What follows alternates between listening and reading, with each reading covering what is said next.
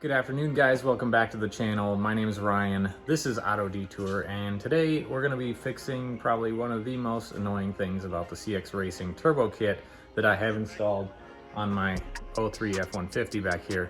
One of the biggest things that bothers me that I haven't even addressed yet, and it's been quite a while since the kit's been installed, and real quick before we jump into it, if you haven't subscribed already, hit that subscribe button. We're just about to 17,000 subscribers. Thank you all so much for that. Hit the like button while you're down there too. So let's jump right into today's video. All right, guys, so the biggest issue with the CXRacing kit that I have here, well, besides the fact that they had the blow-off valve after a MAF sensor and that didn't work at all, is that they don't provide a way to support this massive intake pipe. So I actually purchased this 45 and this connector piece and this air filter, the K&N filter. The way the kit came, they just had a bracket to put the MAF sensor on the end of this tube and the air filter just terminating somewhere over here, just kind of in a random spot. So I actually put this 45 on here so that we could route the air filter back over to the stock airbox location. But the only issue is there is no bracket to hold this thing. It's just kind of hanging there. Having it hang on this 90 here off the turbo is just not a good solution. It just kind of moves all over the place. Believe it or not, ever since day one, this air filter has just been resting on my ski glove back here. So my ski glove has been hanging in there, protecting the air filter from rubbing on anything. Now today, I think it's finally time that we fix that. I was digging through my parts drawer down here and I found a battery hold down bracket. Now I've already started bending it to play with it. So my idea here is that I get a bracket to mount to the stock ledge, I guess, that the stock airbox attaches to. The only issue is it's not directly underneath anything out here that I'd want to support. It's over here under the filter. So I've actually started bending this bracket. This is just a battery hold down bracket from my son's electric four-wheeler. It used to have just regular bends in it, but I've actually adjusted the bends so that when it's bolted down, it leans out to go underneath this rubber portion of the air filter. I hand bent this curve in it to match the curve of the air filter here. So when it stands, it actually leans this direction to go meet up with that rubber portion of the air filter. Just kind of getting a little crazy with some bends there, but now it should sit flat on this bracket out here. This portion right here should be flat underneath the air filter and kind of just, we're making a cradle for it. I'm gonna finish kind of just fine tuning the bends here and kind of test fitting it.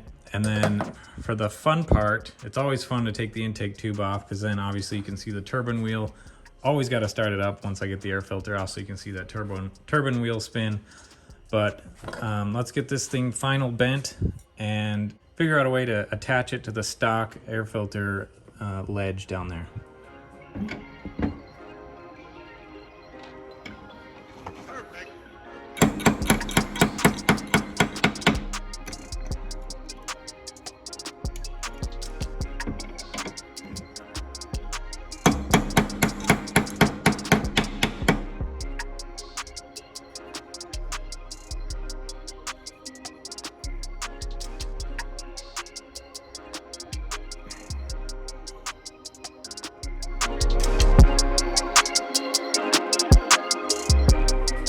There we go. Always so cool to take the intake tube off because then you can see the turbine in there.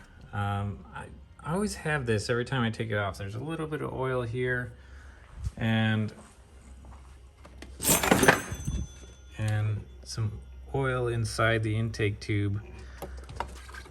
I don't know if that's normal. Any of you guys that have any experience with turbos, you can let me know in the comments down below. Is it normal to have oil inside coming out the front of the turbo housing? Obviously it doesn't get too much oil in it because, the rest of it looks pretty clean. But I always have just a little bit right here on the front when I take the intake tube off. But anyway, quick shout out to Pat. If you watched the last video, be sure to subscribe to his channel. He is almost to 1,000 subscribers. go subscribe to Pat. I'll put the name of his channel on the screen here. But super awesome custom painted Expedition housing that he sent to me for that throttle body cover. Something interesting that I didn't know before, because I just had a black cover on there, but this oil catch can makes a bit of a mess out of it. So it kind of splatters oil all over that nice silver. But yeah, sorry Pat, I'm getting your nice clean cover there all dirty. Feels so good to finally get my ski glove out of there. One, because cold weather's coming and I definitely want my ski glove back. Haven't had it in like a year or so. But you can see why I had to have it. So this wire harness runs right underneath that filter, and when it's not on there, the filter rubs on this wire harness and it bounces up and down and just destroys the filter basically. I already have a couple very small, I figured it out when I had, you know, this side of the filter kind of just got destroyed. Rubbing on these and rubbing on this back here kind of just destroyed the filter. Luckily I caught it before any holes were made in it. But anyway, now we can test fit this bracket that I make. So I'm envisioning it going right out on the edge right here. And when I was test fitting, I didn't quite get the angle that I wanted. So I just took a crescent wrench and kind of bent this tab down just a little bit so until I got the exact angle that I wanted. And now I think we'll just take some, I haven't decided if I'm gonna just drill some holes and put some nuts and bolts or just do some self tappers, but either way, let's get this bracket mounted up. I think it's gonna go perfect right there, and then the air filter should rest right in this cradle right on top.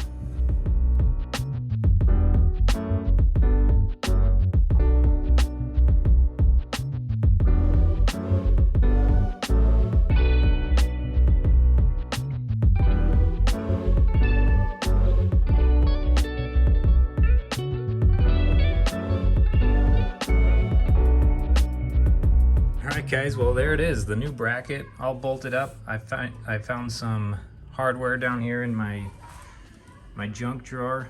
I just throw all extra bolts and stuff from different projects in that drawer down there, and it worked out this time. Found a couple bolts that fit perfectly. I may pull this back off at some point and paint it, just because some of the edges are cracking where I bent it. But and when I do that, I'll probably add some like Loctite to the threads, even though there's a lock washer, but it's a standard nut. It's not a locking nut or anything. So, but I think it looks really good. Now the last thing we gotta do is just bolt the intake back up. But first I want to start up the truck so you guys can see the turbo spin without the intake tube on. That's always cool to see that.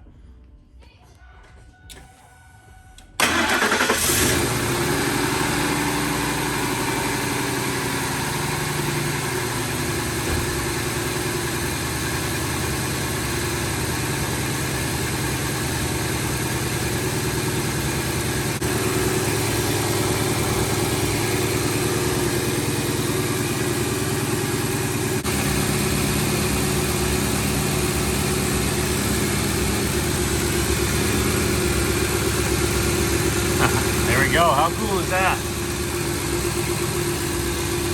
Well, that had like no relevance to today's video whatsoever. I just think it's really cool to see the turbo spin without the intake tube on. Thought you guys would enjoy seeing that too. So now let's get that intake tube put back on, see how it sits on our new bracket that we just installed.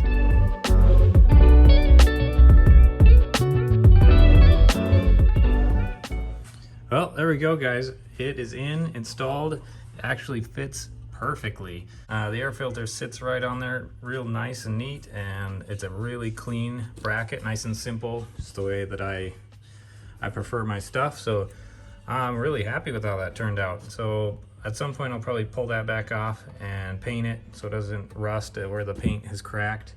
But other than that, I feel so much better about getting that ski glove out of there.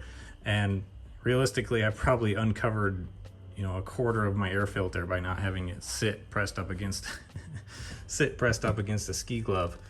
Real simple, real inexpensive, free actually install. I like that it looks good, it's functional, it's simple, and also I don't have to undo anything to pull and clean the air filter since it just sits right in that cradle there. So really happy with how that turned out. So you guys let me know what you think. Do you like how that turned out? And Or do you think I should have done it differently? So be sure to tune into our next video. Our buddy Eric over at Racing Ram Fam has generously donated a box full of bad decisions here. So we're gonna be playing around with the wastegate springs a little bit on Gramps. Right now there's a 6-pound spring in there, and with my 3-port boost controller, the max I can push is 12 PSI. So we have a 8-pound and a 12-pound spring in there, and some other options to play with. So I'm sure a few bad decisions will be made, so be sure to tune in for that. Should be a lot of fun. Right now I'm running 12 PSI and the wastegate is running at 100%. So ultimately my goal is to take a little bit of load off of the boost controller and put a little bit more of that on the spring. But unfortunately, believe it or not, I have a little bit of issue with self-control and boost. So anyway, you'll just have to tune in to find out if we actually push Gramps over 12 PSI. We've already come a lot further than most people thought we could with the old Triton 5.4 liters. So now would be a great time to subscribe if you haven't already. I'm also going to be doing a merch giveaway in the next video, so be sure to tune in for that. As always, I have the merch shelf down below every video for my Teespring merch. You can also email me. My email is in the description below if you'd like some stickers or a hat or something like that. So anyway, I appreciate all of you guys. Let's see if we can get to 17,000 subscribers before the next video comes out. And go subscribe to Pat, get him over 1,000. So I appreciate all of you guys. Thank you so much for watching. Have a great night. I'll talk to you next time.